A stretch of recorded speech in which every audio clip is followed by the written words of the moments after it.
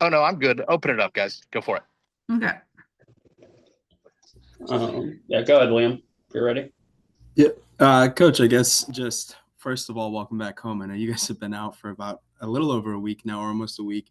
Um, Specifically about Oregon, that trip, just 4-2 on the weekend, or on the week rather, and then obviously a couple tough games against Oregon. But what did you guys learn, and how was that experience out west for you guys? Yeah, incredible. Everything we wanted. I think we had a really good environment, especially that first game against Oregon, the night game. The cheers bouncing back and forth, the umpire calls going not our way. But I think that we were present game two more than we were game one, which is something that we really wanted to be better at. Probably need to make some better hitting adjustments against some good pitching. Something we want to take into this weekend, being more present and better with the adjustments piece. But really liked how, we fought. I mean, we were one swing away in both games. We were one swing away in that A&M game, first game, can we get over the hump and start, putting this pedal to the metal and getting after it from pitch one? So I think that was our message, bouncing back, beating the teams we needed to beat, with Oregon State and Portland State, and, a really good trip. It was a really good trip. It was tiring, but our kids hung in there, and we're gonna have to turn around and go on the road again. So get your minds right, and I think they're in a good spot. I kind of wanted to follow up on one thing too that you mentioned with the A&M game and those two Oregon games. It's never a good loss, and it's never something like that, but it is a learning moment. And to have those against that caliber of team, which you will see in the postseason, is it almost something you guys can kind of, I guess learn is just the best word, learn from and continue to grow. So when those games happen later in the year, or even you mentioned next week's road trip, there's some big games next week that, you have the confidence, you know what it's like. Yeah. I think the big thing is you've got to get in those moments, and then we got to own them, and it's one thing to learn oh yeah, we could have better at bats. Man, I need better at bats.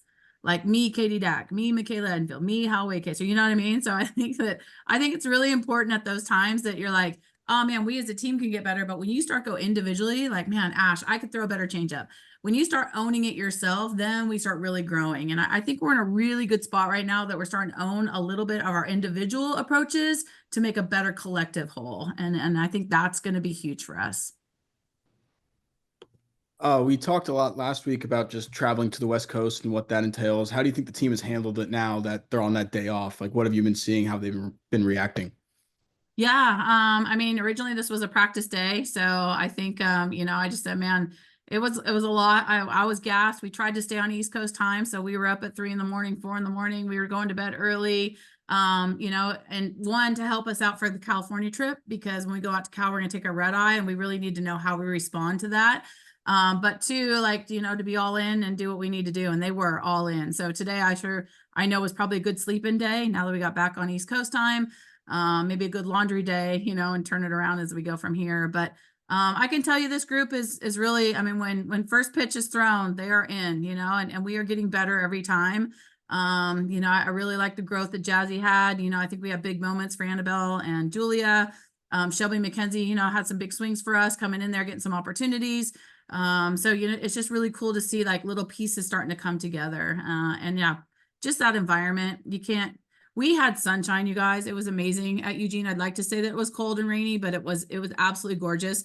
No one that's been to Oregon wanted to move there. I said, you guys, let me tell you, it's not like this.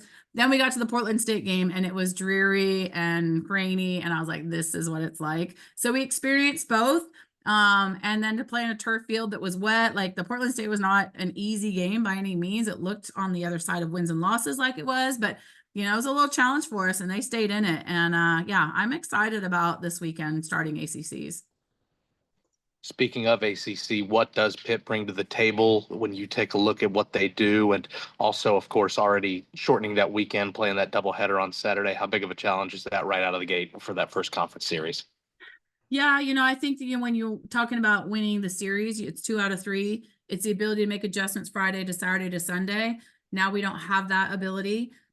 We are a little bit travel weary right now. So 14 innings on Saturday is asking a lot, but man, it is what it is. Be about it, right? So I think that, we'll make those good adjustments. Pitt does, they run a little bit. They have some scrappiness to them. That's definitely, what Pitt has always been. They're tough and scrappy on that side. But Ryan, I would really like to see us take our lessons from Oregon and be better a version of us. As much, I'm not disrespecting Pitt at all, but like, man, can we be adjustments in the offense better? Can we talk to each other and demand the most out of each other? What we learned playing those games in Oregon, like, can we move that into, that's our DNA now as we move forward? So I'd really like to see a better us coming out this weekend. And if we are a little tired, so what, just like go get it. I would like to see that grittiness show up. Not disrespecting what's going to be over there, but man, can we see us continue to grow? Coach, to see McKenna get those 6 strikeouts and obviously in Portland, just how good was it to see her kind of get up to speed? And it looked like she was really in command and had some confidence out there. Just how good was that to see her in the circle like that? Yeah, I mean, it's, my ultimate goal is for her to, pick up her kids in 15 years and a bag of groceries, I don't know if they're gonna do that in 15 years, groceries. I think it's probably just gonna be in her refrigerator. But anyway, I just really worry about their health. Like, it's really important. And as much as she wants to throw a ton of innings right now, the reality is this takes a while to build back up and get stronger and stronger. And so, I think our whole entire pitching staff wants to throw every single inning, and I love that. But how we manage the pitching staff is going to be important. I can attest, the whole team saw how happy McKenna was around her family and how happy, she was being in those moments. So I think not only what she did in the moment, but just being able to be in the moment, just really went a long way for her. So I'm really happy for her and proud that she's able to get after that. But she had numerous aunts and uncles and friends and family members there. So, I think, as a coach, it is X's and O's, but sometimes it, the people will trump that, a lot. And so, it was a really cool moment to be able to give it to her, and the team knew how important that was. Bob, anything from you? I'm good, thank you. Meredith? Hi, Bob. Hey, I'm Coach. just here to listen this time. Thanks. Hi, Meredith. Yeah. I've got one more if there's, Okay. if there's Yeah, go ahead, Liam. just obviously the start of the years was so busy with tournaments. Now you get into these series and it's a different kind of busy with the travel. You guys just come back from the West Coast, and we mentioned with the weather, you have a doubleheader Saturday and then it's quick to Alabama and then to North Carolina. Just when you talk about not just managing a pitching staff, but managing a team as a whole, and you have a group of competitors who all want to play, how difficult can that be in a stretch like this where you've got so many competitive games coming up back to back to back? Yeah, Liam, it is a challenge. And, I think as we're in it right now, and I know we were a little bit last year, but we don't have many days to like get after practice.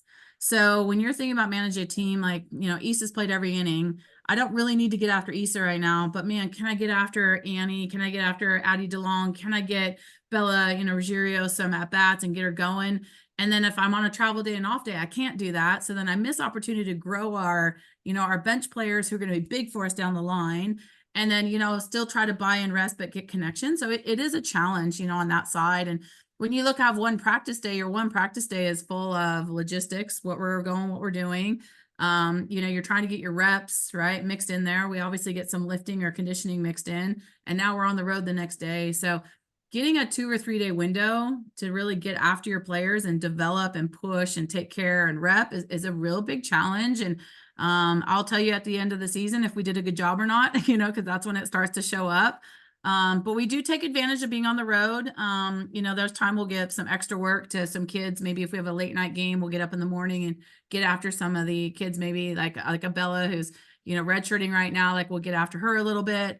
But yeah, you're right. You're dead on that. It's football is, you got the whole week to prep. When you're playing 60 games in a season, it is really a challenge.